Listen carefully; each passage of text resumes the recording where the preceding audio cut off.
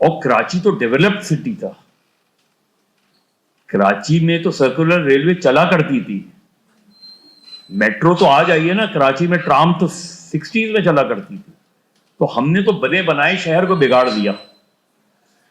جو چیزیں تھیں وہ زیادہ سسٹینیبل. اس کی وجہ کیا ہے؟ اس کی وجہ یہ کہ جو بیوروکریٹس آئے,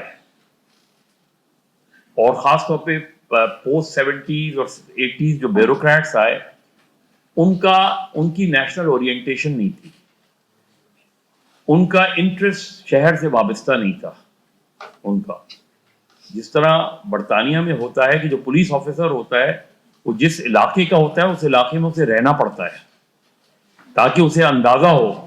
یہاں جو پولیس آفیسر ہے وہ اس کی سینس آف بلونگنگ ہی نہیں ہے شہر سے. دوسری بات آپ نے کی